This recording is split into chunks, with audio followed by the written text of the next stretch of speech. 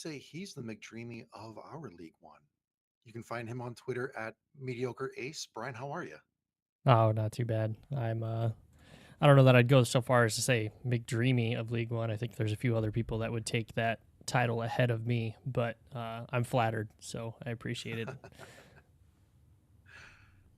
Well, it's good to see you again this week. What are you drinking tonight? I have water, but that's just because I was running late and haven't run upstairs yet. I haven't decided whether or not I'm going to run up there and grab a couple beers or not. I am in the same boat. Running late, I decided to grab some water. So at least we're hydrated tonight. Can't Yeah, blame us there. no, nobody can ever say that we're not hydrated in one way or another on this show. It's just the less strain on our liver right now, I suppose. There you go. Yep. All right. Well, everybody, we have an exciting show tonight. We have a ton to talk about. Not very much has been going on in the news side of the league, but a lot has been happening behind the scenes with all the extra action that we've been having on the field. So we can jump right into it. Our first bit of news came out straight from Antelope Valley. They hosted an event recently where they launched the club branding. They are now AV Alta FC. So if you haven't secured your season tickets, head over to the club website over there and make sure you get your season tickets for next season.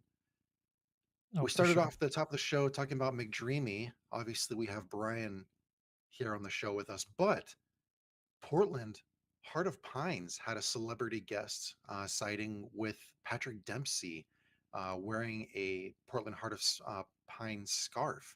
It was actually a really nice looking scarf too. Mm-hmm. Yeah, I think that logo is insanely cool, and Yeah. I mean it insane. And I will say that there is not a snowball's chance in hell that I'm anywhere close to as attractive as that man is. If you haven't seen that picture, go check out Portland's Twitter account because they definitely have that one proudly posted at the top of their account. So as they should. I mean, Yeah, that's a attractive man right there. rightly so, of course. Yeah. We also had news coming out of Lexington. This was a week ago, yes, or tomorrow, I think. Lexington added a defender, CC Uche, 26-year-old, born out of Queens, grew up in Georgia, has experience playing with Las Vegas Lights in the championship, Minnesota United FC. Also played in the U17 men's youth national team. Also played collegiate soccer at Duke and Ohio State University. So, guy with some good quality experience under his belt. Yeah, and I mean with Lexington's kind of struggles this season, I think adding a defender is a smart look.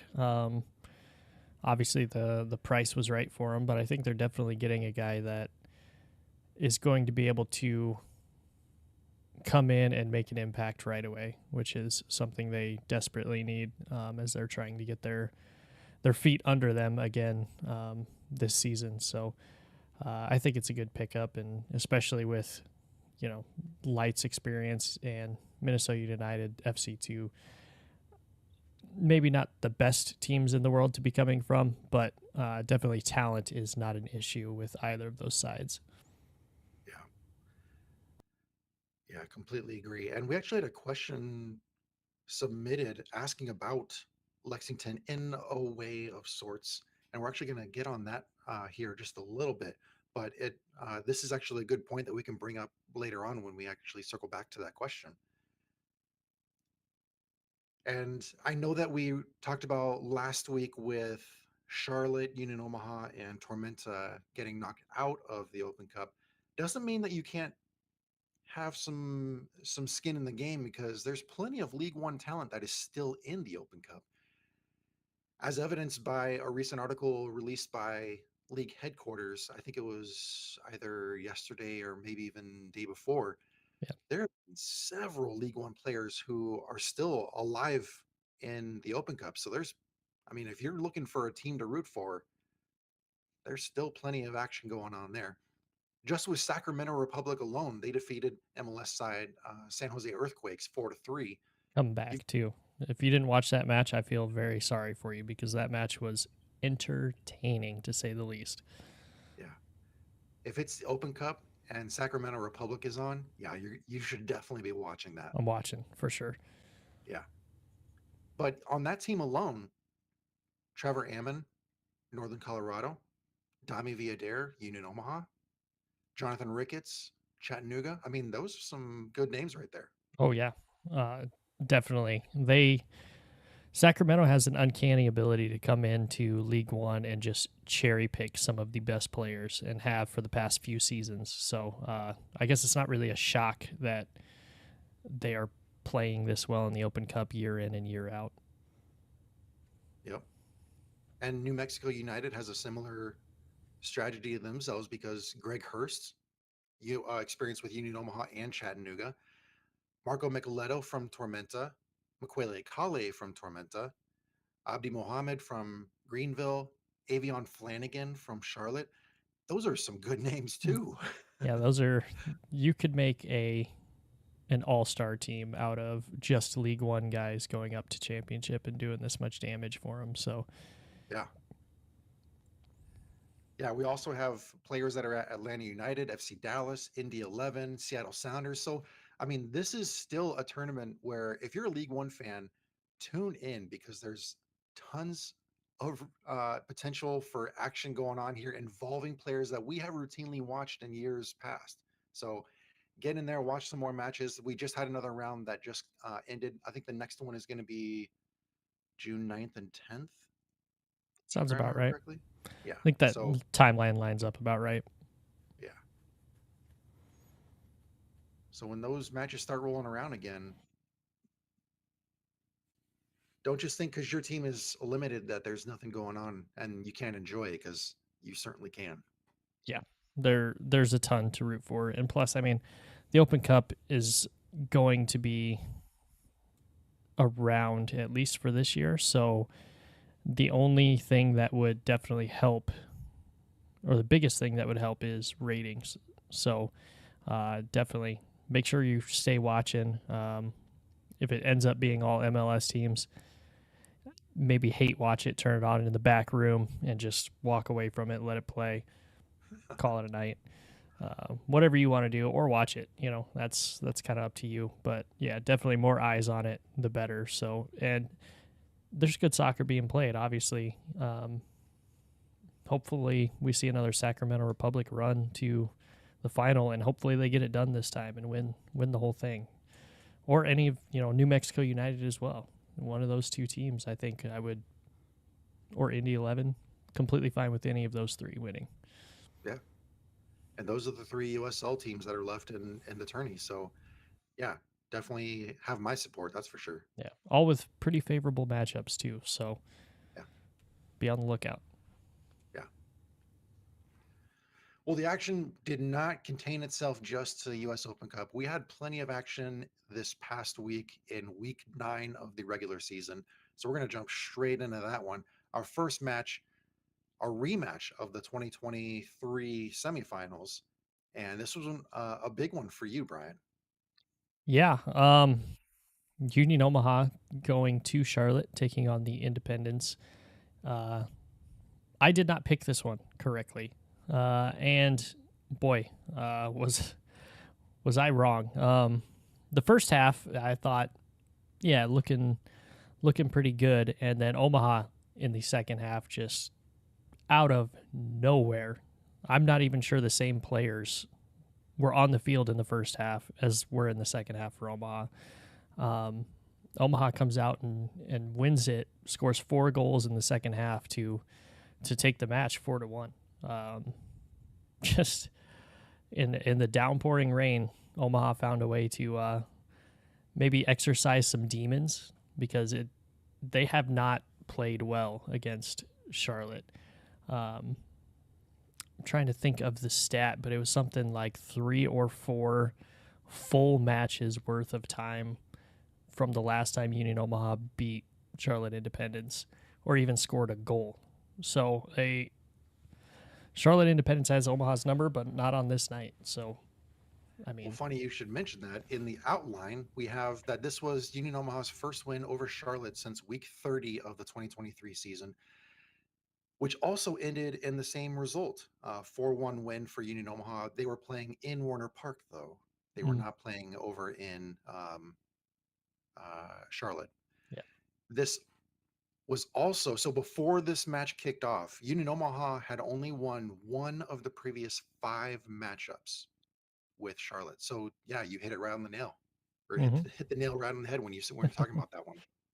Uh, and so I mean it started decently early. Charlotte really looked like the better team in the first half. They looked exactly like the team that I thought we were going to see. They got it started in the 36th minute. Obregon Jr. scores the goal with the assist from Clay Dimmick. Of course, they're two of their biggest names right now, connecting on the goal, and just a well done. I mean, you can't stop Obregon Jr. You just have to hope to slow him down.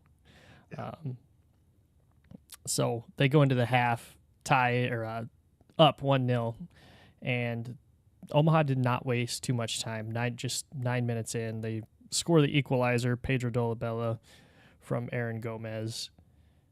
Soon after the 62nd minute, Rodriguez scores, assisted by Lagos Kunga. And if you did not see this assist, you go back and look for the highlights, because I told you guys at the beginning of the season, watch out for Lagos Kunga. He's my golden boot, I believe is what I put him as.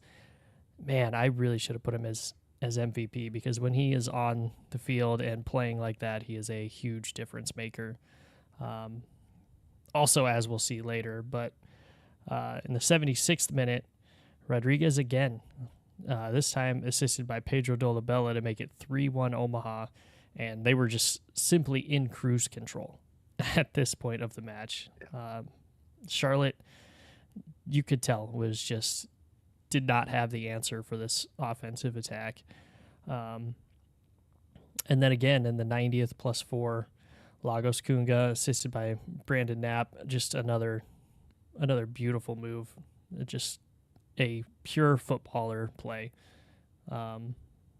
Just not much else you can really say about the guy. The guy knows how to play. Obviously, that's why he got picked up, and he's kind of making his impact felt now, which Omaha I think kind of needed, being without Steven Dos Santos, that kind of guy that can pull defenders to him. I feel like Lagos has kind of stepped up and started to become that guy that defenders are going to move towards whatever side of the field he's playing on.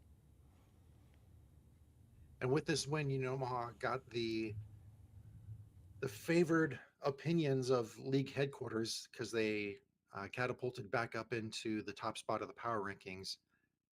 Does this affirm your belief of Union Omaha's, I don't know, do you want to call it dominance of League One? I mean, it's still super early, um, and with so much stuff that could be coming,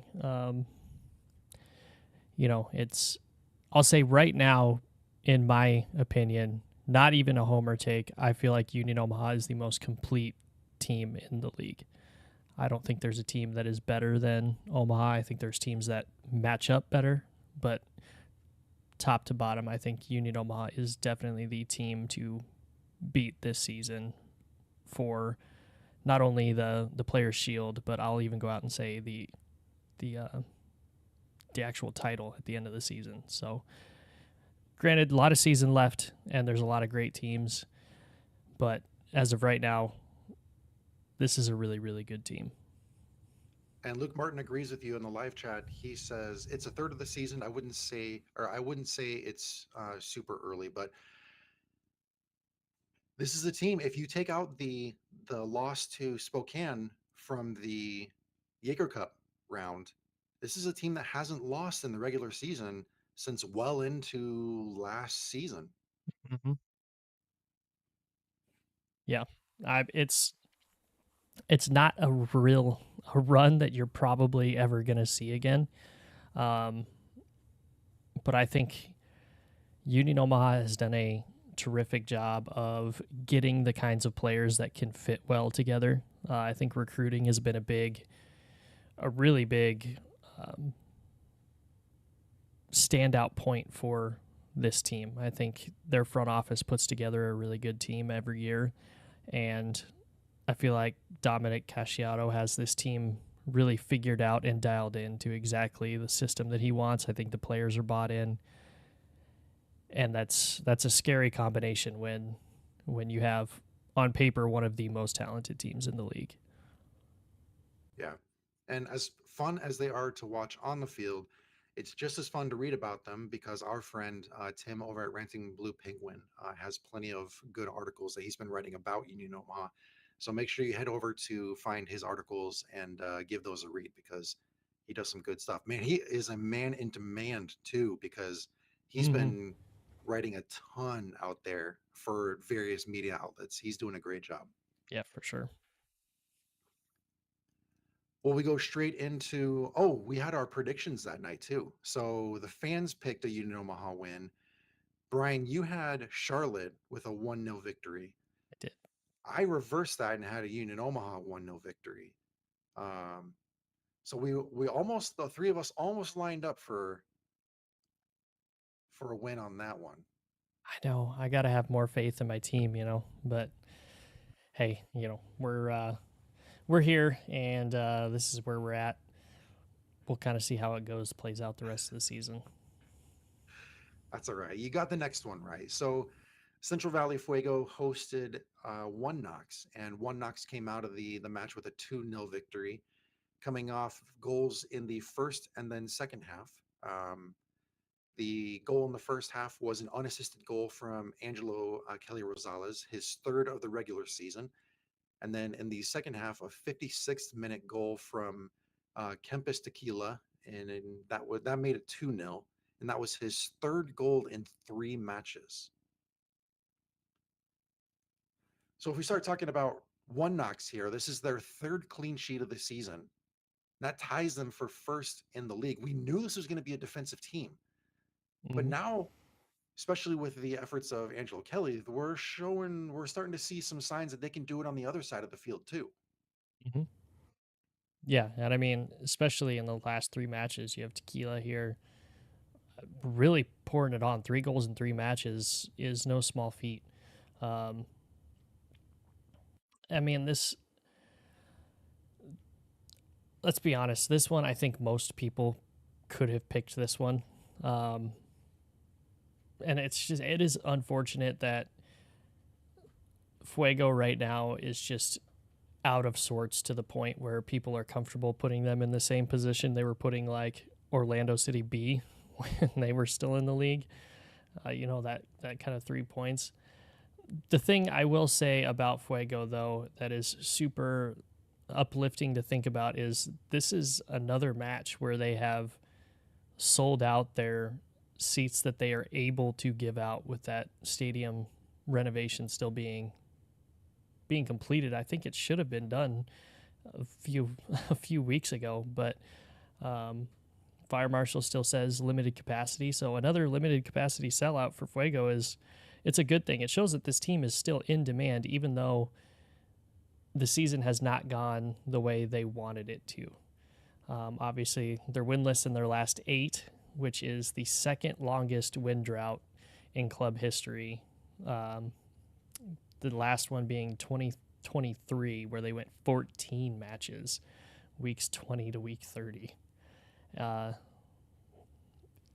like I said, there's a lot of stuff with Fuego that is unfortunate. I think their whole front office situation really hinders them, and the fact that Jones has to come in and try to essentially rebuild a team. It's not an easy job, and obviously we're kind of seeing some of the growing pains of that.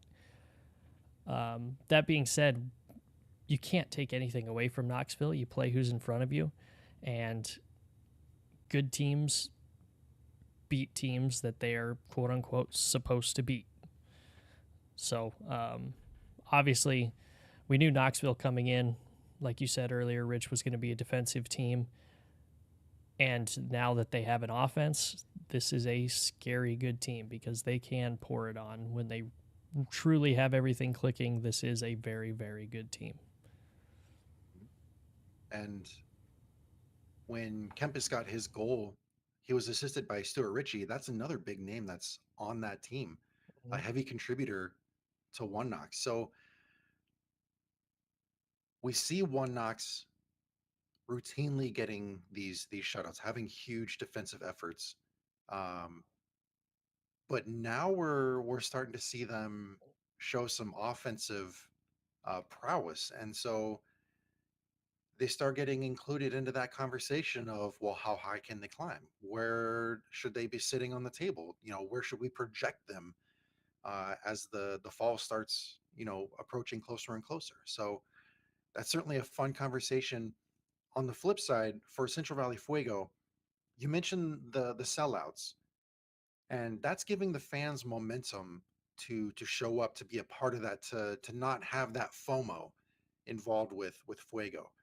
And so you have that sort of positivity that's flooding the stadium and providing an experience for the fans. We're just waiting for it to develop on the field. Where are we at with the panic button? Ooh. Um, Off the field, Fuego, I think, is in a good position. Um, I think fan support is starting to come back. I think the front office is taking steps to kind of right some of the perceived wrongs that have plagued them in the past. But I think on the field, Fuego fans should be hitting the panic button. Even week, a third of the way through the season, as Luke said in the chat, a third of the way through the season and you're winless in your last 8 after such a promising first match. I mean, they looked good in that first match. And so I don't know exactly what happened between then and now.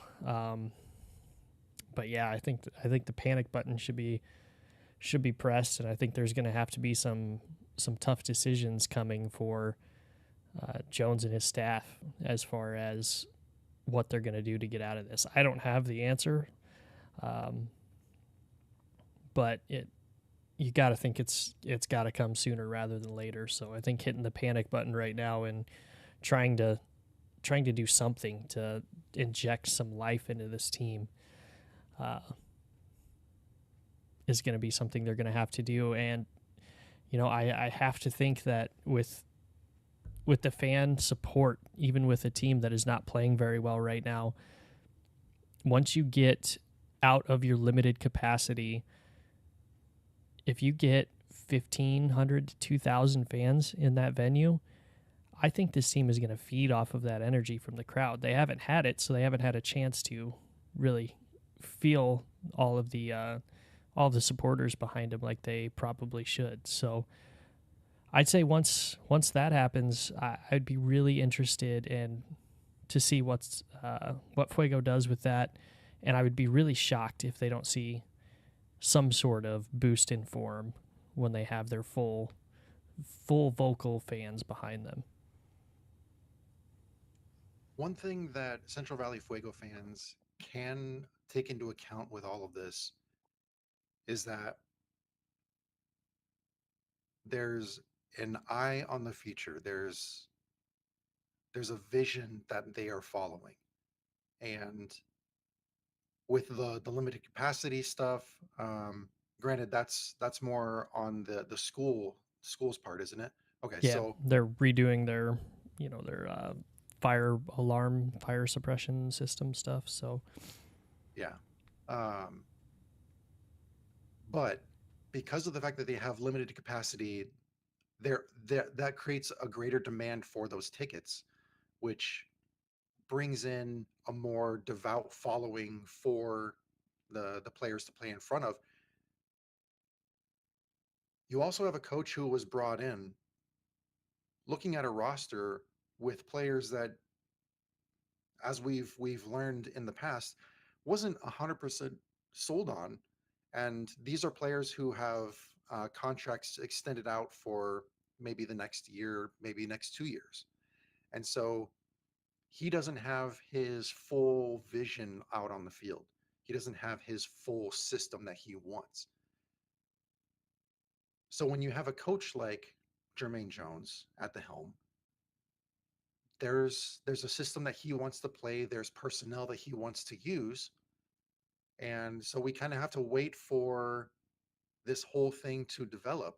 And I think Fuego fans can rest easy for now, knowing that um, even if it takes another year um, into the 2025 season, we're gonna continue to see and see his system evolve, and especially with next season, with new players coming in, more specialization toward his his creative processes. So I don't want to get Fuego fans thrown up into this whole panic mode. It's easy to do that right now when you look at the standings, sure, but there's a process, and they got to stick with it somehow. You and I have seen the Husker football team, go through head coaches like crazy, and you just gotta stick with one. You just gotta wait for them to get their system in place. Gotta ride it out. And I think Coach Jones could do something really well for them. Mm-hmm. I don't know that he's uh, gonna sort of prep them to get into championship or anything like that if we start talking promotion relegation in the coming years, but he certainly could turn the program around. Yeah. I think it's fair to say. Yeah, I mean, the guy was brought in for a reason. Um, I think we'll see full dividends of them getting brought in here sooner rather than later, but there are going to be bumps in the road as kind of we're seeing now. Yeah. Yeah. With regards to this match, all three of us fans, yourself, myself, we were all correct in predicting that One Knox would win. You and I both had the margin of victory correct. You had a 3-1 win for One Knox. But for the first time this season, I got the score prediction correct. So thank you, Congrats. thank you, thank you. You had one in like week 2. Yeah. So man, you were way ahead of me. Did I have one in, was it week 2? It was week 2. I picked Spokane to beat Richmond 2-1. Yeah. Actually, the fans, you and I, all picked that one correct as well. So when all of us agree, good things happen.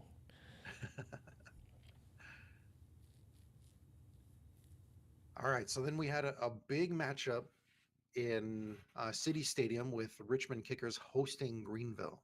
Mm-hmm. This one was close. This one was very close, Yes. down to the wire. And I think we talked about that on the show last week when we previewed this match. I think we both knew it was going to be a close match, a well-played match by both of these.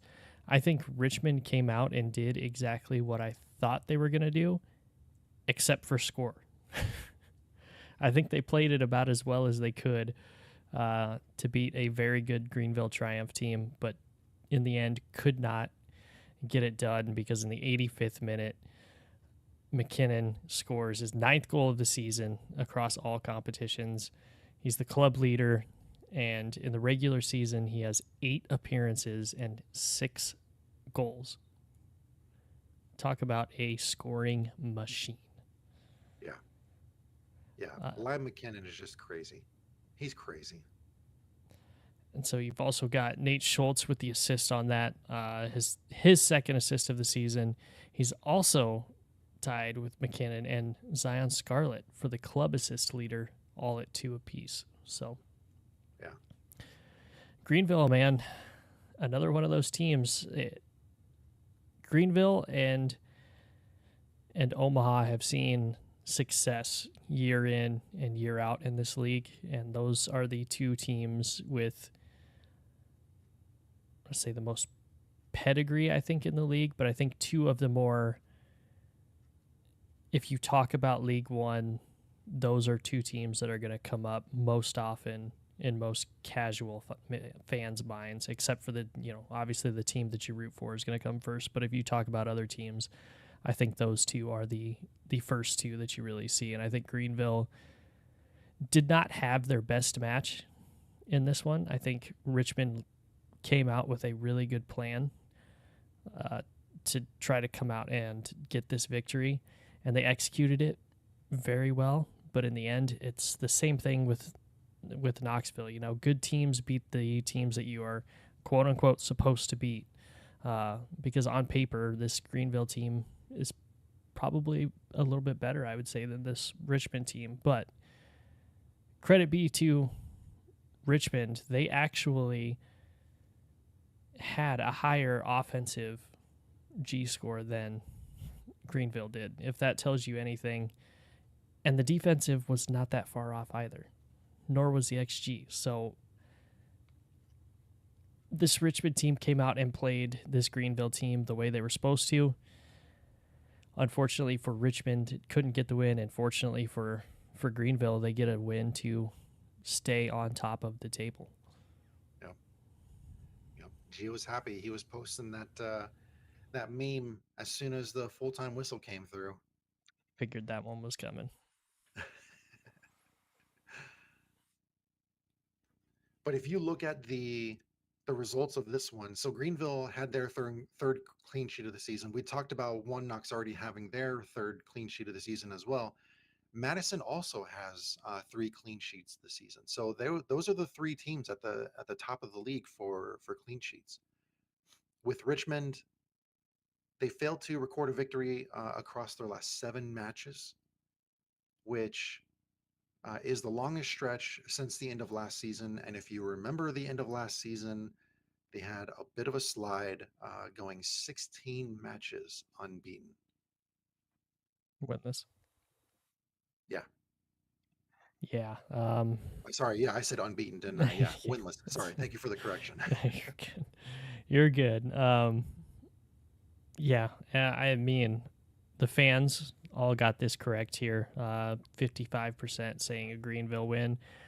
I had Richmond taking this one. I really thought that they have had really great matches against Greenville, and I've just had a feeling that this was the one that they were gonna break through on. Wasn't meant to be, obviously. And Rich, you got the correct answer, picking Greenville over Richmond as well. So Yeah. I don't blame you for trying to go with Richmond though. Playing in City Stadium is really tough to do. yeah, yeah, they play well at home. It's just results for them as of late. You know, obviously we talked about it, or you talked about it last year. The last 16 matches of the season without a victory. 7 matches now. They are one of those teams that are on the cusp of being able to do something, because they don't really ever get blown out in matches. Yeah.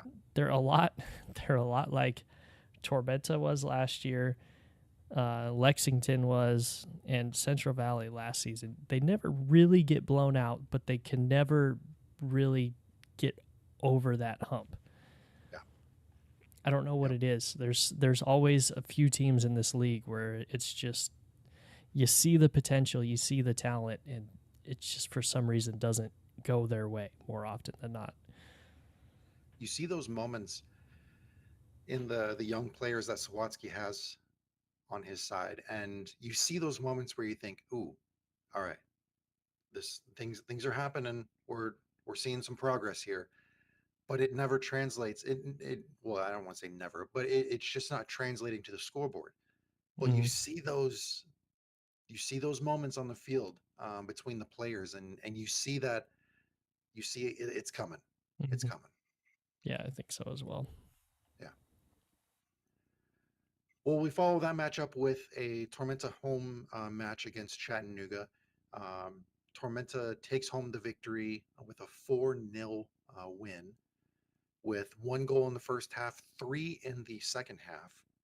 And Sebastian Vivas Oof. having a career night, 2 goals and an assist.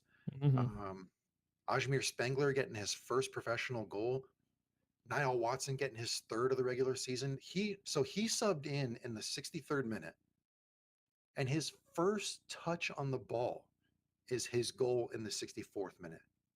Literally 41 seconds after subbing into the match, this man is putting a ball in the back of the net. I love it. Yeah, that's not something you see very often, especially a first touch is a shot on goal. A lot of Yeah, times you'll see guys come in and want to take a few touches first just to kind of get used to it. No, not Watson. Comes right in, shooting, sending, full send coming into the match. I mean, you're up 2-0, so you got a little bit of room. I don't think you're gonna get chewed out too much by coach for taking a shot from anywhere on the field when up 2-0. But I mean, yeah, that's insane. And I don't is that I wonder if that's the fastest somebody has subbed on and scored a goal. I wonder if somebody could track that stat down. that's a good one. Yeah, we'd 41 have to track seconds is down. quick. Yeah, that'd be good. Um, One thing to notice with a couple of the goals that happened from Tormenta in this match, thinking over the goals here and now. So the first goal, Sebastian Vivas from Aaron Lombardi, that came off a high press. Aaron Lombardi picked up a loose ball off a turnover and Mm-hmm. put it into the box, and Seba was able to finish it. That was a tougher goal than it looks like too. Mm-hmm. Um, he did a good job controlling that one. And you look at Niles' goal, that came off a high press too because Seba was pressing high, forced a turnover from the defender, took the ball into the final third, threaded it between two defenders to Niall Watson at his feet, and he was able to put it in the back of the net. This is a Tormenta team that is pressing high, forcing turnovers, and causing damage because of that high press. Mm-hmm. It's working. Yeah, we kind of talked about that earlier in the season. I think that's before we went on our little hiatus. That Tormenta was high pressing a lot this season, and it seemed like something they wanted to emphasize, and it's definitely working right now. Um, I'm I'm also just really kind of disappointed in Chattanooga's play as of late. They haven't looked like the team we all kind of expected to see this season, because I think I had them super high. I think I had them third in my preseason predictions. I think you had them in above the playoff line at least. Mhm. I I don't know what is going on with this team, but it's something that desperately needs figured out quickly, because the team that got dismantled by Tormenta did not look like a team that could put together a string of matches that they could win. Now, granted, is that Tormenta just playing really well, which they did, or is it a combination of Tormenta playing well and Chattanooga having an off night? I don't have that answer, but it's definitely something that has me scratching my head, because this is not something you're used to seeing out of a Chattanooga team. You know it. You know, with a Tormenta team, you're going to get press. You're going to get a lot of energy and a lot of enthusiasm and going after the ball. We know that. This Chattanooga team looked super flat in this match too. And Yeah. obviously that was something that Tormenta saw in tape and was able to jump all over it. Yep. And you talked about something missing. Soup Loop is actually here in the live chat, is keying into exactly what you were just talking about. He says, hopefully they can press into the final. Followed that comment with, weren't they missing that guy who scored 4 of their last 5 goals? Rapapa Mensah. He Mm-hmm. was out for this match. Yep. Yeah. Forgot A about big that. difference maker for Chattanooga, having him not even on the bench. Mm-hmm. Um, so having him not even involved in any way, shape, or form for this match day, yeah, um, that's gonna hurt you. Yeah. Yeah, for sure. But uh, when you look at this one, so with the win, Tormenta had their 4th straight match against Chattanooga where Tormenta scored 4 goals. Yeah. fourth straight match against them. And Tormenta has not lost to Chattanooga since week 21 of the 2022 season. Since this match, Tormenta has outscored Chattanooga 18-7. And then Tormenta has not lost to Chattanooga at home since the 2019 season. Oof. Just got And their to go number, man. over, yeah, and to look at Chattanooga, this is their largest loss since week 15 of the 2023 season, where they lost 5-1 at Greenville. Yeah. So this matches the club's largest margin in a loss. Yeah, obviously missing Rapapa Mensa is huge. Uh, but I don't think that is their only issue. I think there is something that needs tweaked in this kind of mindset of the team, and it could just be all on the field stuff. Maybe guys aren't understanding fully what's being asked of them, what needs to be done, and maybe that's kind of why they're in the slump that they're in. But I mean, looking at them, they're sitting on 4 points. Granted, only 4 matches played, but a -3 goal differential, that's not going to do it for you. I mean, you have 4 matches played, 4 points. The only team with less points from the same amount of matches are the Hailstorm. So it just not terrific. I think they can get it turned around. I think we've seen in the past teams not start very hot and then turn it back on. Union Omaha last season, perfect example. Started off floundering and came back strong. Do I expect them to rattle off 40 of 42 points this season? Probably not. But never say never, So definitely something to watch out for. I don't think we're going to see Chattanooga roll over and not change some things up and do that. This isn't a team that does something like that. So definitely watch out for them.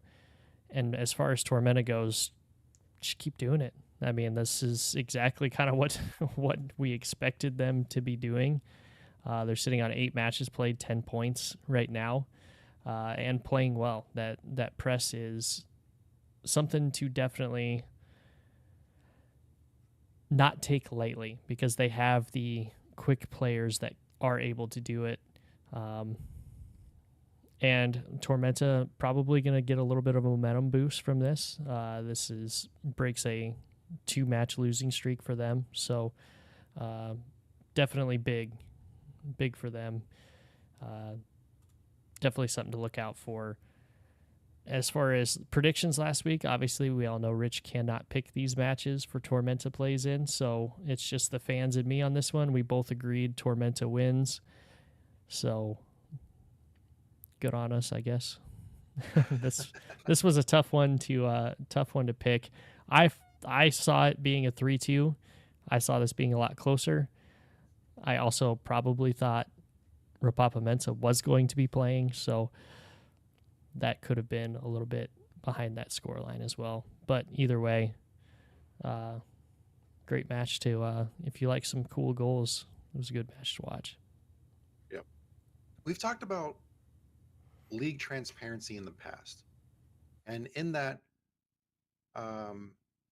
we've talked about the transparency and wanting to see which ref and crew is coming along. Well, the pro refs have released that information on social media, so we can see what the reffing assignments are week in and week out. Mm-hmm. We have not seen transparency when it comes to injury reports. So, like you were saying here, had you known Rapapa Mensa was not going to be playing, that may have changed your prediction a little bit. Yeah. And I don't want to. We've seen the lack of transparency from top to bottom in the league, not only from individual clubs but from the league itself. And is that something that you would like to see from the league? like a weekly injury report, availability report, all that stuff? Or do you think that it should remain the way it is? I I think there's a lot to be said with what the league can and can't mandate with teams, because I know there's definitely coaches in this league that don't like to put out injury reports until you get the player card list at the beginning of the match. I I don't see it as a big deal one way or another. I think if more coaches would rather not release injury reports, I say just do whatever the coaches want, because to me, it really only changes my opinion in a few matches, maybe a year. I'm not planning, something that is super in depth and like really digging into, okay, well, this matchup is happening on this day and this time, and with this weather, this guy does this well. Like, I'm not getting that far into it. So, I mean, generally speaking, I think we all know for the most part what players are probably going to play. And I think you and I both still listen to enough team centered podcasts that we really kind of already know who and what is going to happen in the match, roughly who's going to be playing in it, I'd rather. So I don't necessarily think the league needs to come out and do something. But then again, it really does not make a huge difference to me personally. Yeah. Yeah, it's true. And I think if there were to be a corporate partner that was like an online betting um, corporate sponsor, you would start to see those injury reports be more readily available. Mm-hmm. Um, but because we don't have that kind of a situation, there's not really that huge need for it. People, No. like you were saying, people who know the league, pay attention very closely to it. You have a pretty good idea of who's going to be playing week in and week out. Yeah. Yeah, and I mean, there's enough team centric podcasts out there. If you want to find out this information, there's a lot of people that cover these teams that have more information than a lot of anybody else. Like, obviously, the Fuego guys have information on Fuego that me and you are probably not privy to. Madison, up there with Rob, he has information we're not privy to. So there are these little things that if you really want to know who's in or out on an injury report before it gets released, you can probably find out by tuning into these podcasts or even talking to the people themselves if you really want to know. But as far as a league mandate, yeah, I think I'm with you until a betting sponsor comes out. And that's not to say you can't bet on these matches. There are ways to do it. I'm not going to get into how to do it and where to do it, but just know that it is definitely out there. Yeah. Yep.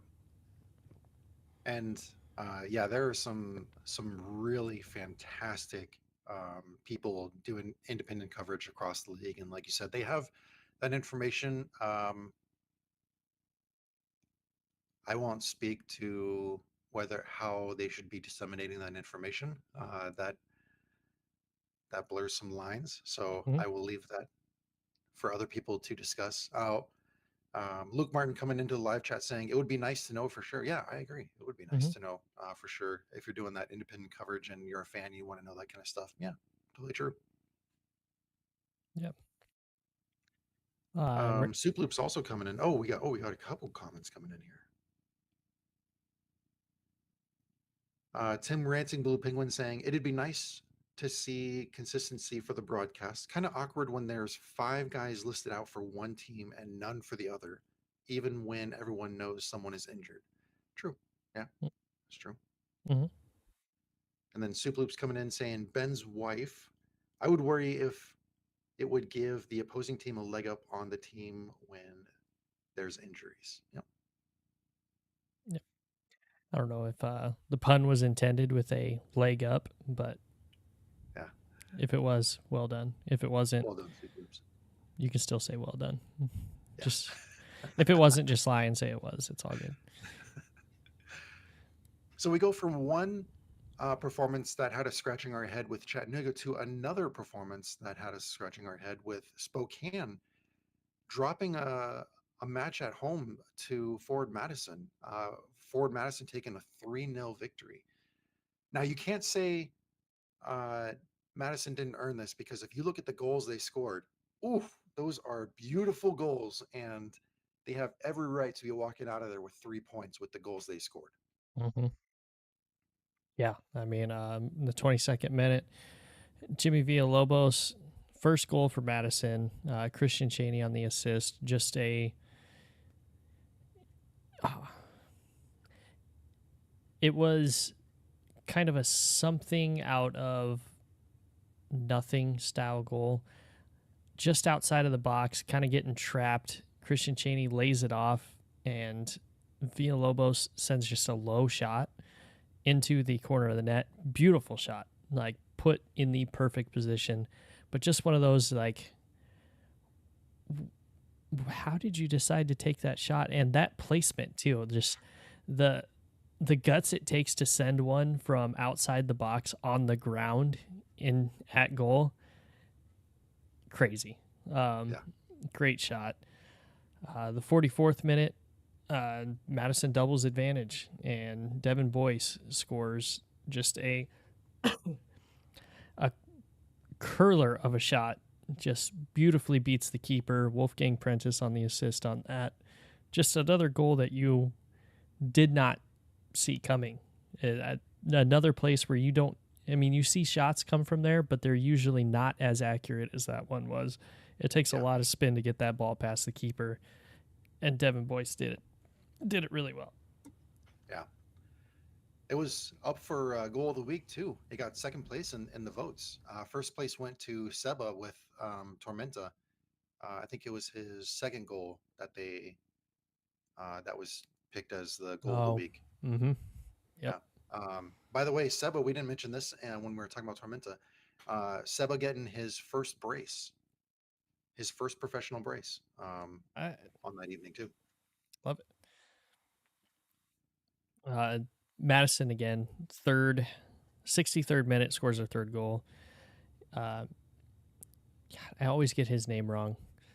Aiden Macias. Thank you. His first goal of the season, Christian Cheney, 2 assists for Christian Cheney. And I want to touch on that a little bit. Christian Cheney was not this kind of player in Central Valley. He was a goal scoring first kind of guy. Yeah. Wasn't as worried about assists. And it seems like in Madison, he sets up a lot of their goals. Yeah. And to me, it's really crazy to see a guy who most of us thought when he went to Madison, all he was going to be doing was ripping shots and scoring goals. But I don't want to say he doesn't score a lot of goals.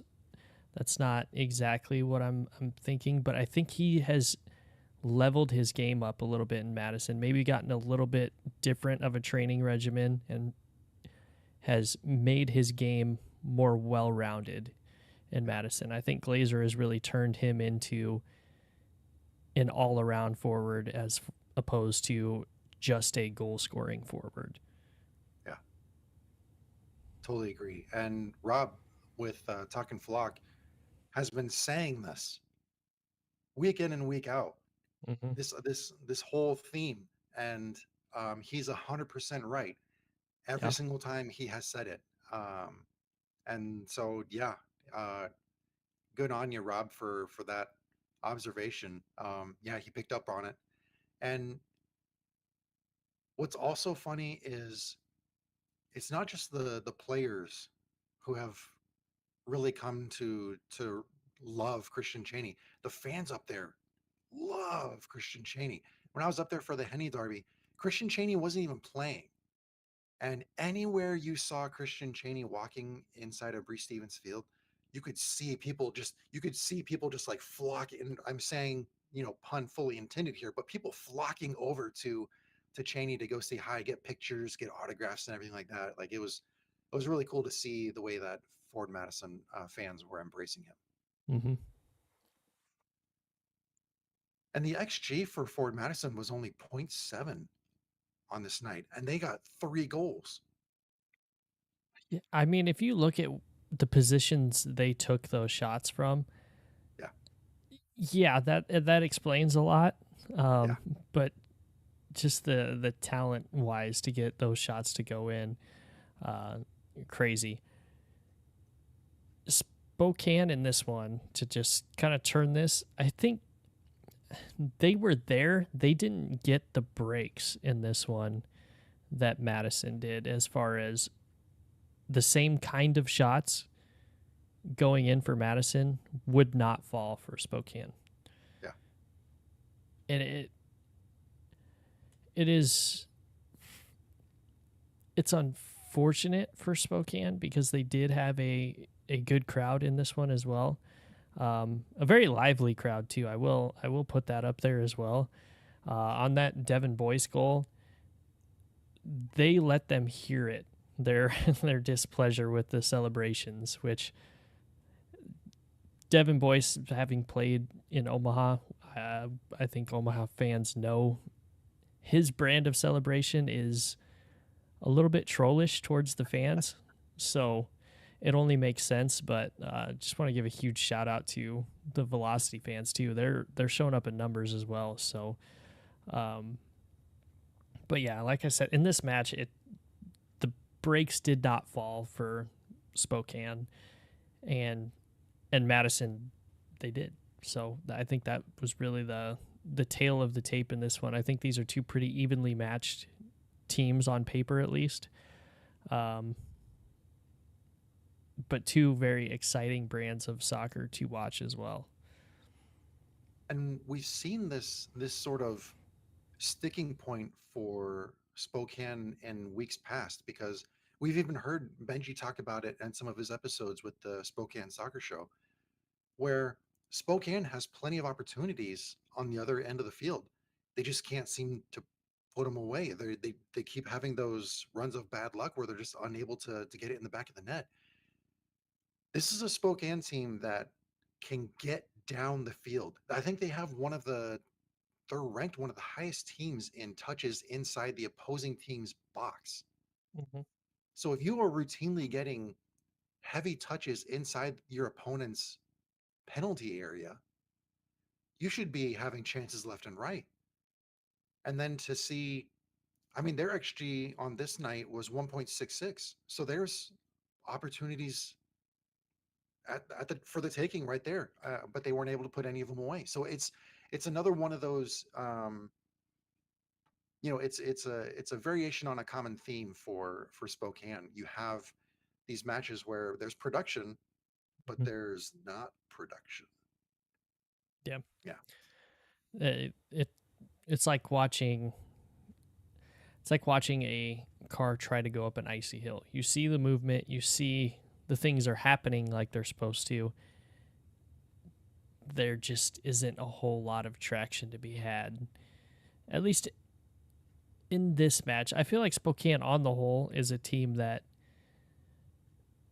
plays really well, but it depends on a very specific couple of factors, the biggest of which being their midfield has to be perfectly in tune with the players that they have in the midfield. I think it's one of the best midfield units in the league. They just have to be in tune together all at the same time, and then you see the really good Spokane come out. But if one of those if one of those wheels is a little ungreased or not playing as well, you really notice it. And I feel like that was a huge thing in this match as well. yeah. I think Matt Glazer's system there at Ford Madison gives so many teams so much trouble because it's so fluid, the transition from offense to defense. The way that Mm-hmm. the numbers just overwhelm you out of nowhere. Takes a lot of teams by surprise. Mm. Um, but for the most part, Spokane seemed to be doing a good job with it throughout the match. I mean, they ended up losing 3-0, but still there were times when Spokane was able to keep the opportunities at a minimum. Mhm. Really minimizing their opportunities on goal and even to present a threat. Yeah. Yeah. Yeah, I think it's something that we'll kind of see more of, and something we've talked about with Madison. Just to touch on your point, it this is something that Glazer's kind of been talking about since he's taken over, and something he said it's coming. Kind of we're building towards this. It's coming. I think this is finally to the point where he has the players buying into his system enough that you see the system that he wants to run finally making its way completely through. And I think that's something Madison fans should be really watching and really looking forward to, because that he's talked about it before. I know Rob has talked to him about it a couple times, and now that it's finally come to fruition, this is a pretty scary good team in transition. Yeah. Yeah. I would say they're one of the best teams in the league in transition. Yeah, I'd say easily, just because of the way that Glazer wants to run. Yeah. That's just how it goes. Yep. Well, when we look at the predictions, both the fans and Brian had Spokane winning. You had a scoreline of 1-0 for in favor of Spokane.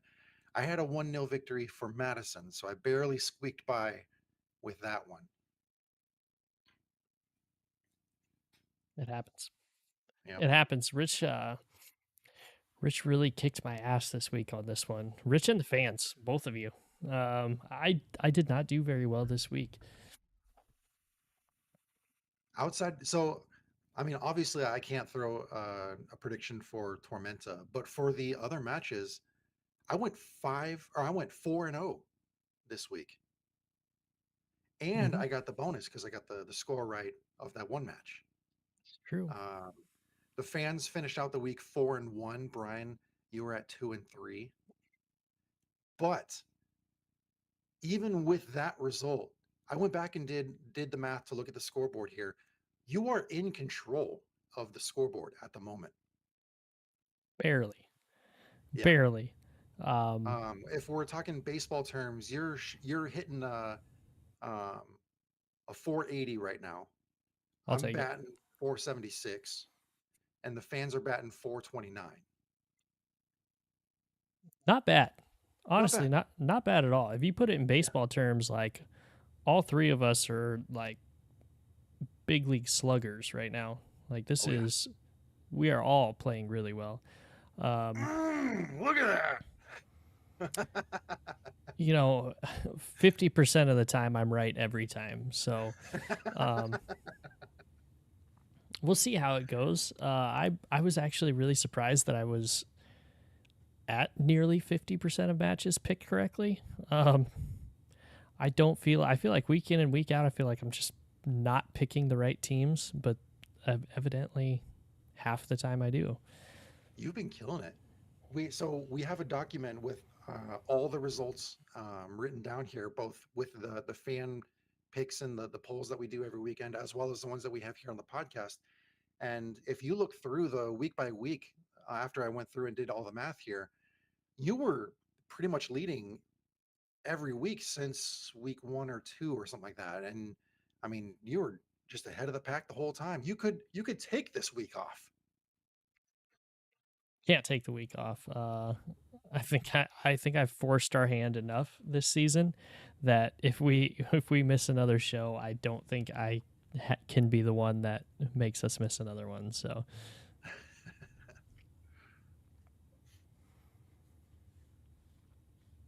Well, we go from week 9 of the regular season. We jump straight into Jagermeister Cup matches now. We're into round 3 now.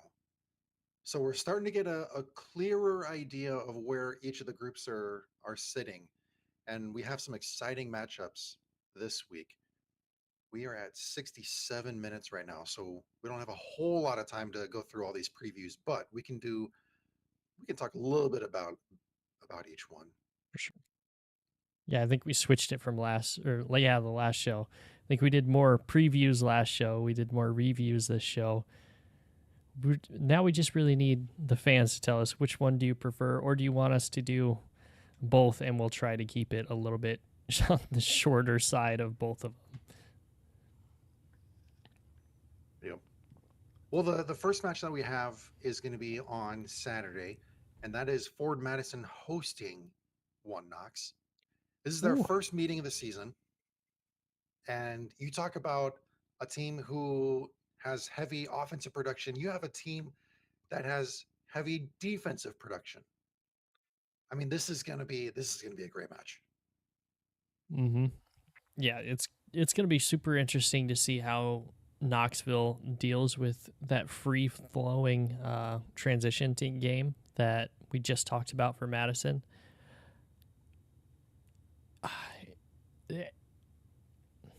These are two teams that I feel like are fully cementing themselves as above the playoff line style teams, but the playoff line doesn't matter in this. This is all cup matches, so you really got to look out for. This is like the monkey wrench that they throw in. A monkey wrench that you throw in is how serious do you take the cup? You know what I'm saying? It just, we'll see, but it's definitely going to be one to watch. That's for sure. And same with Ranting Blue Penguin coming in, talking about the defensive nature that I just spoke of when it comes to, um, oh my gosh, One Knox, because that's who they, yeah. Mm. He says, if by defensive production you mean giving up 5 goals to Northern Colorado team having an off year, sure. Yes. They did give up the five, what was it, 5-1 in that match? In that One Knox match? Yes. Yep. I do believe so.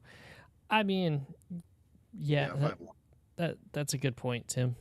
I think the old adage about, I'm going to use the cleaner version, a broken clock is right twice a day. Yeah, you're going to have off matches, and sometimes the other guy is just clicking on all cylinders and you're not. So it's something to look out for. I don't think one match is indicative of their entire performance, though. Yeah. But nonetheless, you have Ford Madison ranked second in goals scored per match at 2 goals per match. Mm-hmm. One Knox is seventh with 1.3. Ford Mm-hmm. Madison is first in goals scored per match at home with 2.5. And One Knox is fifth in goals scored per match away with 1.67. So this is an interesting matchup. Now, those stats also come from the regular season. So, Tim, apologize. I could have pulled stats from the Jagermeister Cup instead of the regular season, but it still gives us an indication of what we can look forward to in this match. Mm-hmm. When you look at One Knox, they are ranked first in goals conceded per match with 0.5 goals per match. Madison is ranked third with 0.8. And then One Knox is ranked fourth in goals conceded per match away at 0.67. And Madison is 11th at home for goals conceded with 2. Mm. Yeah. So this could be a very interesting dynamic. It's definitely gonna be strength v strength. Yeah. It's a tough one to call, but I feel like I've got to give my nod to Madison in this one. And I don't think it'll go to penalties. I think Madison takes this in regular time 2-0. You're saying Madison 2-0? I'm taking Madison 2-0. I think Madison gets the clean sheet, and I think they take down Knoxville. I think that transition game's just going to be a little bit too fast for Knoxville. I am going to say, I'm going to agree with you. I'm going to say Madison wins. I'm going to say in regulation as well, but I'm going to keep it at 1-0. I think Madison's going to do a good job of keeping Angelo Kelly um, subdued there in the midfield. And so it's going to slow some of One Knox's production. They're going to have to rely on their defensive um, side of the ball. But I think ultimately Madison comes out with a 1-0 victory.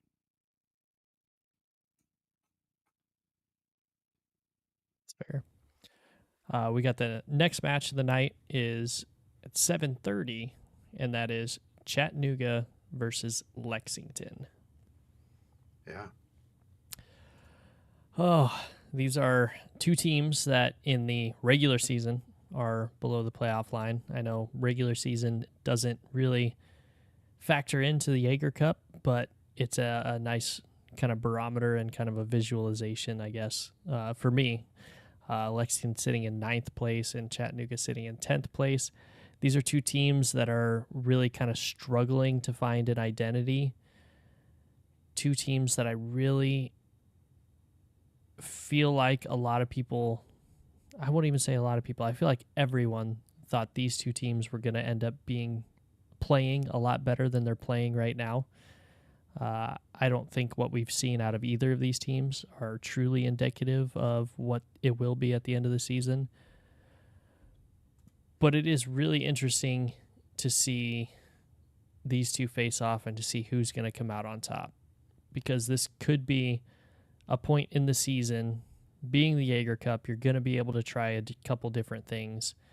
And who knows, with both of these teams being below the playoff line this far into the season, a third of the way, as was said earlier, maybe you see these teams go a little bit more all out, take this a little bit more serious. You've got Lexington sitting on top of the Central Group and Chattanooga sitting on the bottom of the Central Group. You could make the point for both of these teams why they need it. Lexington to cement their lead on the Central Group, and Chattanooga to get back into the Central Group. But I feel like both these teams with their identity struggles right now, I don't see either team scoring in regulation in this one. I think both of these teams are going to struggle to kind of find themselves, but I think when it goes to penalties, see, this is the time where I feel like if I had an injury report, I'd be able to make this a little bit easier. But give me, I think Lexington has the better number of goal scorers, so I think Lexington wins it in penalties. Do I want to give? Ooh. Do I want to give? How many penalty shots it's gonna take? That is the question. How far down the rabbit hole do we want to go with this one?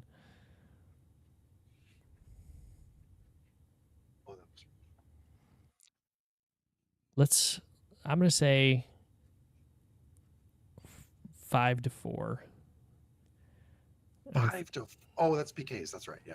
5-4 PKs. Okay.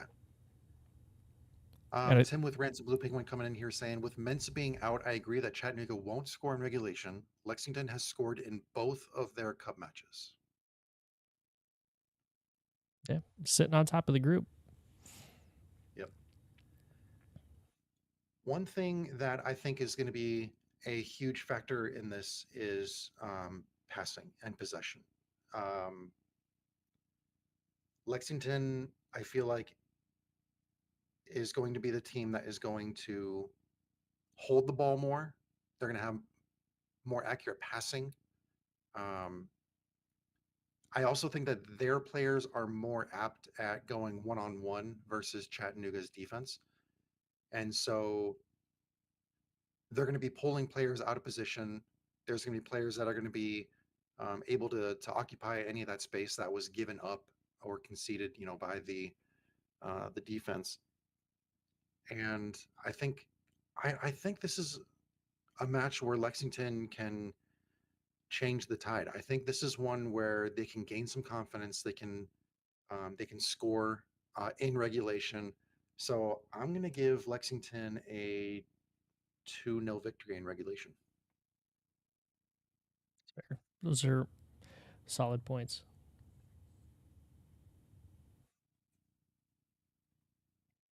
So simultaneously, as that match kicks off at 7:30, this next one also kicks off at 7:30. Tormenta and Richmond. Rich is not going to be able to come with a prediction for this one. I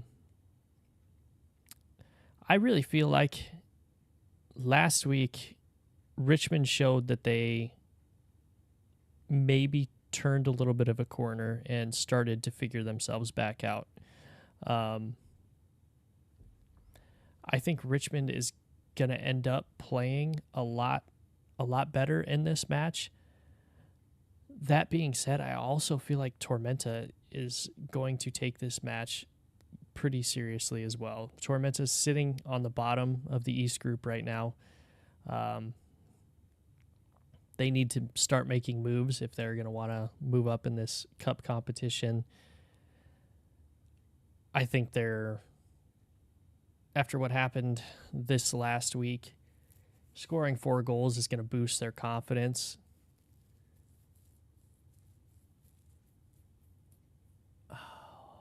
But I'm going to ride with the Kickers again this week, and I'm going to give Kickers the 2-1 victory. 2-1?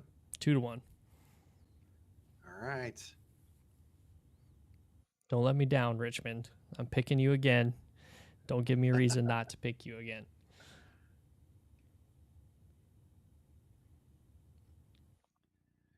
All right. Next up is Northern Colorado and Charlotte. And in the last match for Tim. Tim coming in the live chat saying, insert tastes like disrespect meme here. Yeah. Oh, Yeah, if you're not watching on the live stream, the face that Rich made when I gave that prediction was gold. And we need to get back on. Sorry, Northern Colorado and Charlotte. We'll get back to you in a second. But if we want to get back on the making stickers of prominent League One content creators, I think if somebody wants to make a sticker of Rich's face after I said that, I'd buy a few of them. Just so you know. Just throwing that out in there. If anybody wants to make a sticker, just know you got a buyer in me. That's for sure. that'd be funny. All right. So we got the next matchup between Northern Colorado and Charlotte.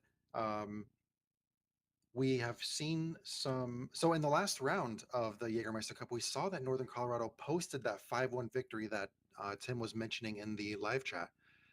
They came to life in that match. Mm-hmm. Put up some major goals in that one. And their XG was certainly not 5 for that match either. No. So they definitely supported the indications that they're a team that's turning it around. Now this is their not only is this their Jagermeister Cup home opener, this is their season home opener too. They have not played at home yet. They have also not played many matches either. So we haven't had as many opportunities to see Hailstorm play, but we have seen more indications of Charlotte. We've come to know and expect what we see from Charlotte. Mm-hmm. Oh man, as far as you've got Charlotte second in the East group, Northern Colorado first in the West group. Northern Colorado is taking this cup competition seriously. So But I also think Charlotte is not putting out a bad lineup or not taking this seriously too. I think most of the teams this season are taking this cup competition seriously. So this is, you may not see every single first top 11 starter. You may see a little bit of rotation, but these are two teams that I don't think you're going to see a whole hell of a lot of rotation in. I think you will still see the big name guys out there for both of these teams. Oh, I really want to pick Hailstorm in this one. I really do, but oh, I think I'm going to go with Charlotte. Oh, what am I doing? What am I doing? Yeah, I'm gonna go. Son of a. Yeah, I'm gonna go Charlotte. I'll go.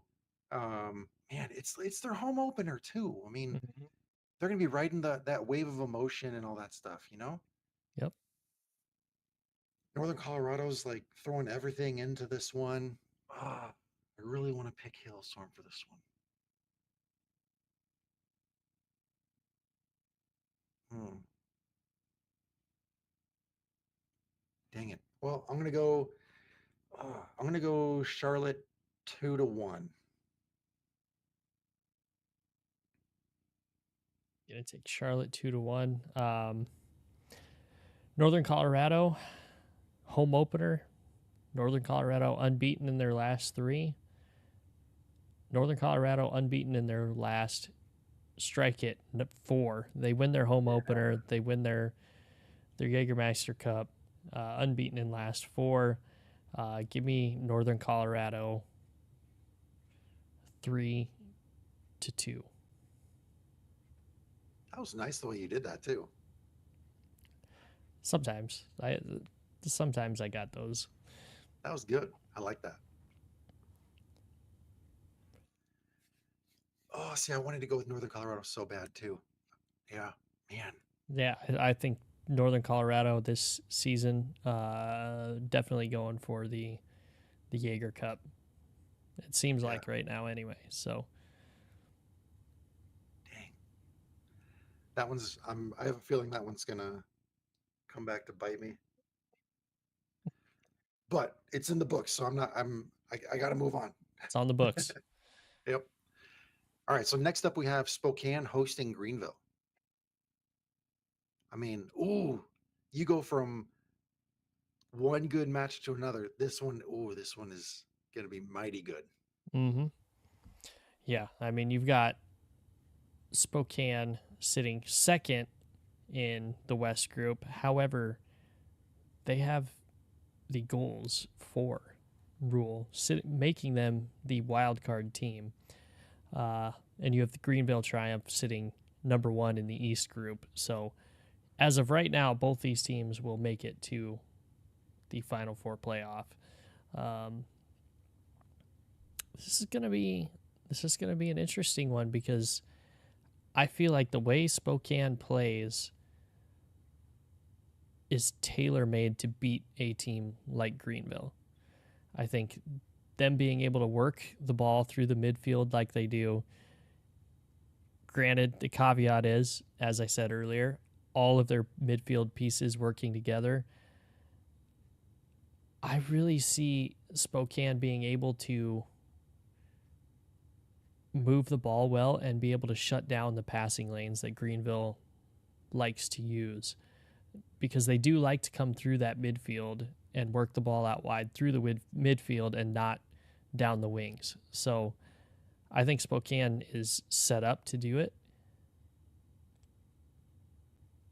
But I think Greenville, talent-wise, is just a little too talented.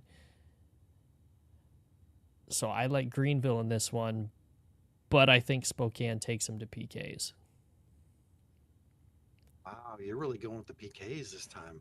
I feel like if I put half of them as PKs, I'm bound to get at least one of them. We have seen that many PKs throughout the Jaeger Cup or the Jagermeister Cup. So I mean, yeah, we hit the first, what was it, the first week of the Jagermeister Cup? It was like all PKs. The next week it was only one, and now we're on the third round. So figure half now, and then we'll Yeah, see where we're at. yeah. Yeah, I like Greenville and PKs. I give. Let's go. I think it goes a little deeper. Let's go. This is gonna be kind of. You know what? No, I'm gonna go for it. It comes all the way down to the keepers. Ooh. All the way down to the keepers, and I think Greenville gets it done. So so what are you saying in it doesn't matter regulation, all that kind of stuff, but you're Uh, saying I'm Greenville and gonna. PKs. Yeah, I'll go. I'll give you the regulation. I think 2-2 in Ooh. regulation. I think it's gonna be very, very goal heavy match, which is what USL wants to see.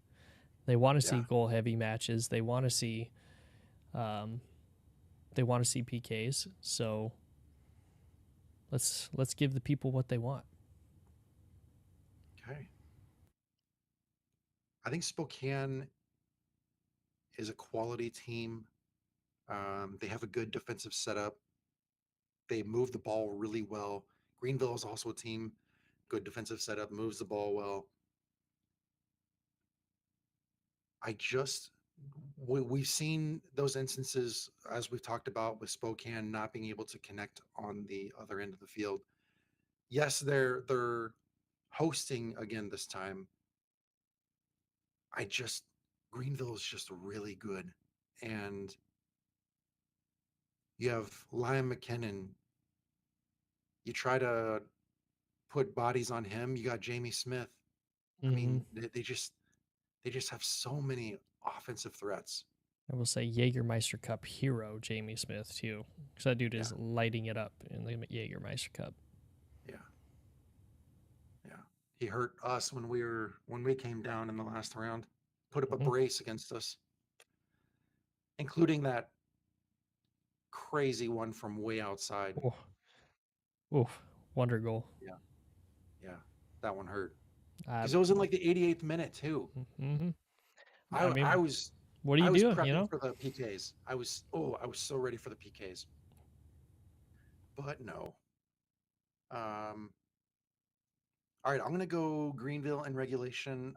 I'm gonna say it's easier to decide, and I'm gonna say Greenville 2-0. it's fair.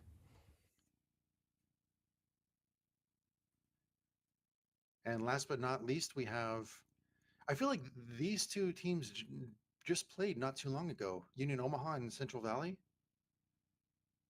It was It was a Central while. Valley's home opener, so that would have been like week 2 or 3. It was week 2. Yeah, Week 2. Yeah, yeah. So they have played already, and yeah. in typical fashion, this one Union Omaha had to score late in the match to win that one too, didn't they? I don't remember if it was late in the match, but Fuego definitely played Omaha the way Fuego plays Omaha. Yeah. Fuego has always traditionally played Omaha pretty well. Um, so I'm not super shocked that this would be closer than you would think. Um, I also know that just from watching Omaha, they're going to rotate a little bit. They're going to try guys in different positions that maybe they haven't played a ton of that we've seen. But I mean, I kind of alluded to earlier, I really think that Omaha is the most talented top to bottom team in this league. And I think Fuego is the team that maybe doesn't have as much talent, but also just is still kind of struggling to find themselves. I I've got to give the nod here to Omaha. I think they still get it done. I think they get it done in regulation, and I really don't think it's going to be pretty. I think 3-0 Union Omaha. So for a little bit of context, Tim with Ranting Blue Penguin is jumping in the live chat here saying that it was Central Valley Fuego's season opener. Fuego scored in the 71st minute to make it 1-2. The Omaha goals were scored in the 18th and 62nd minute. So I do stand corrected on that one. But it was still a close one. Central Valley and Union Omaha always play close ones, though. Mm-hmm. It feels like it's always close. Right. And you said Omaha 3-0? 3-0 Union Omaha. Omaha season opener. Sorry, Tim. Sorry. Yeah, Tim coming in here jumping. Sorry, Tim. Tim's spicy tonight, man.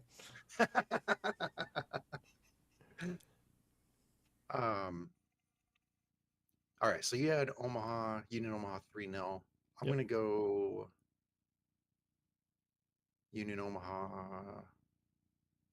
Man, I'll say Union Omaha 2-0. Yeah. And just for context, too, Union Omaha sitting in last place in the West Group, and Central Valley Fuego sitting in second to last place. So. All right. Well, speaking of Tim, he threw in a question on Twitter ahead of tonight's show, and his question was big split points wise between seventh and eighth place. So let's discuss the bottom five. You have Richmond, Lexington, Chattanooga, Central Valley, and Northern Colorado. What is one position/piece that if each team got right would get them on a solid run for the playoffs?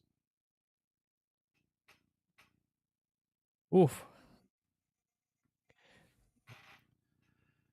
To start off with, so for me, to go in order of the teams that were listed here, for Richmond, that's a young squad. For me, the biggest thing, we've seen them, we talked earlier about seeing those moments where it seemed like things were clicking. And for me, having the youth presence on that team, being able to see those moments where the team is gelling and all that kind of stuff, I would want a veteran piece on that roster. Now, what position they would play is a whole nother game here, because you look at their forwards. So let's look at for Richmond a little bit here, because goals per match, they sit in 10th with 1.1 goals scored per match. Goals conceded per match, they are also ranked 10th with 1.9 goals per match. They are ranked second for total goals conceded across the league with 13. So they have the second highest. They have 0 clean sheets. So that would give you an indication that they should be bringing on a goalkeeper. But when it comes to the sort of defensive woes, do you want to put it entirely on their goalkeeper, or do you want to share some of that with the defensive back line, and you want to bring on a veteran defender to help lead that team, create some more discipline across that back line? If you move forward in the formation, this is a team that has good possession. They are ranked the highest in the league with averaging 55% of possession. They are also ranked second in accurate passes per match. They are ranked first in accurate crosses per match with an average of 6.4 per match. They're also getting a lot of production on corners. They're ranked third in the league with 34 corners per match. Now you take those 4 items I just listed, and you take into consideration that they've had 11 big chances, which ranks them 7th. So they have offensive buildup, but they're not creating as many big chances. Now, of those 11 big chances that I just mentioned, 7 of them were missed. So this is an opportunity for you to bring in a veteran presence who can help put away some of those chances. And this is also a Richmond team that's shooting plenty. They're just not accumulating numbers up on the scoreboard. So when it comes to Richmond, I would want a veteran presence And like I said, I don't know what position you would want them and what one you want to prioritize, because they do have a good goalkeeper in Pablo Jara. Do you want to ride with him and throw that veteran presence up top with a striker, a finisher? Because we still don't have Emiliano Terzaghi out there. You have players in Richmond who are good with the buildup. You have Richmond players that are good with creating chances. Well, I mean, some chances. If you're gonna force me into a decision on this one, I would rather see Richmond bring in a veteran striker, um, because I do have faith in Pablo Jara. Um, so I would have more faith in keeping him on the back line and looking forward and trying to bring in a player who can put away those chances. And in the future weeks when Terzaghi comes back, now you have a duo up top who can create all kinds of threats and opportunities on the offensive side. So for Richmond, I would say veteran presence up top. Mm-hmm. Yeah. So moving down the line, you Lexington, um, they've got veteran guys. They've got experience. They have finishers. They have playmakers. What do they need? I don't think they need a position or a piece. I think they need to come up with an identity. They need to be able to say, this is the style of play we're going to run week in and week out. This is what it's going to be. And they need to be able to execute on it. And honestly, the same goes for Chattanooga as well. Both of these teams they have pieces there to be a good team. They have to put it together. And neither of these teams are doing it. And I mean, we saw this, unfortunately for Lexington, this is something that we saw last season as well. They have pieces to make it work. They just can't seem to get those pieces to meld together correctly. The cog is getting bound up somewhere. They need to figure out what they can do. And for Chattanooga, I think it's more an identity issue for Chattanooga than it is for Lexington. I think Lexington knows how they want to play. They just need to be able to get it to work.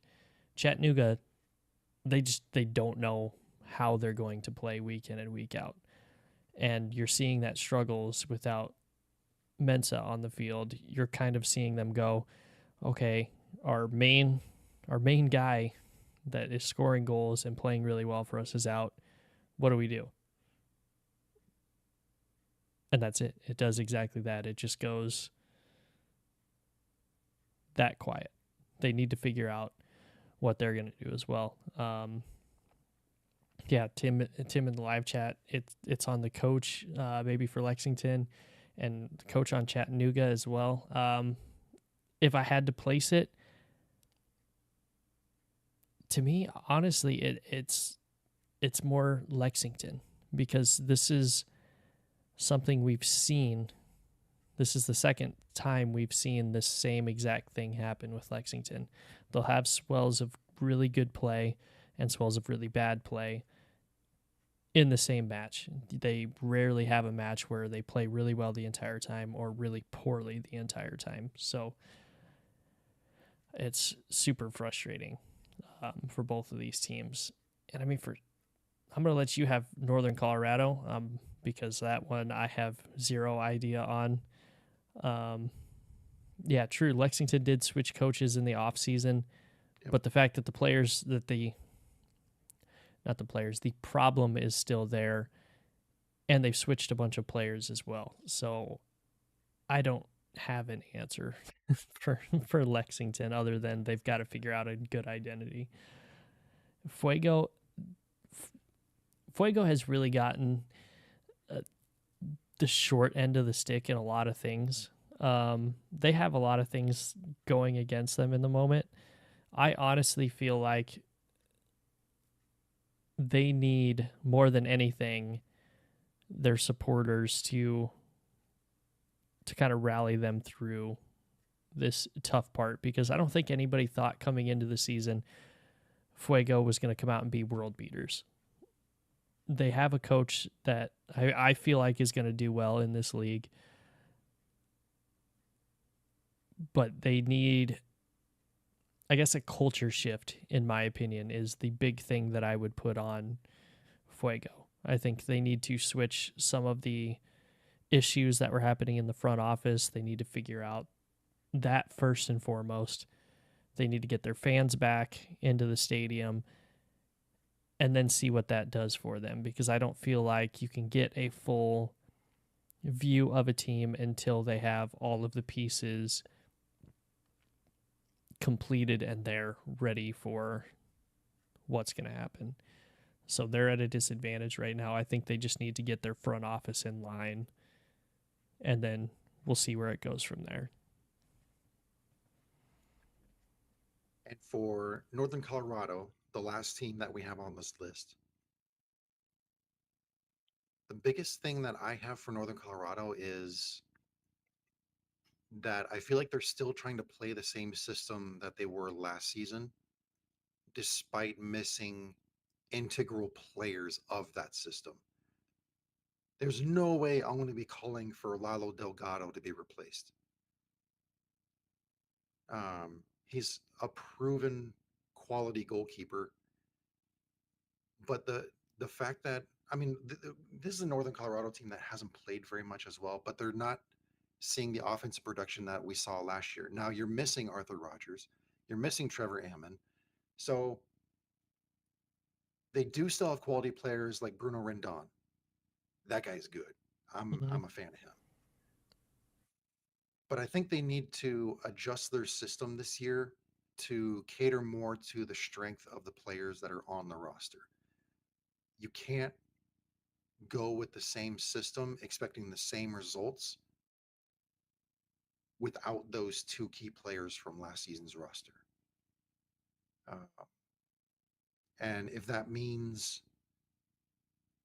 bringing in another offensive player, because Northern Colorado is still sending the ball up a lot. They do a lot of long balls, a lot of direct play.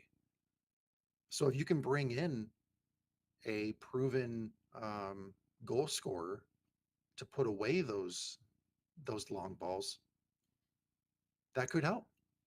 It could go a long way in helping them. It could get them into the playoff, the solid run of playoffs that Tim mentioned in his question.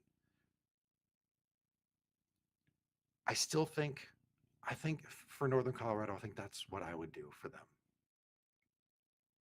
Mm-hmm. Yeah, I think that's what I would do for them. Get them some home matches too. Yeah, yeah, yeah. I mean, That's true. it's rough. This is what, week 9, Week 10. I mean, since we just finished week 9, week but I mean, 10. it's like the third round of the Jagermeister Cup. We just finished week 9 of the regular season, and they're just now having their first home match. That's tough. Yeah. I don't think that's their biggest issue. I think I agree completely with you. Um, yeah, year 1, their first home match was in June. Yeah, I don't think it's a big thing to do. I don't think it's the biggest thing. I think definitely retrofitting their system for the players that they have, as opposed to playing what they did last season. Exactly what you said, Rich. I think you knocked that one out of the park. And the pun was intended, because they do also play in a baseball stadium.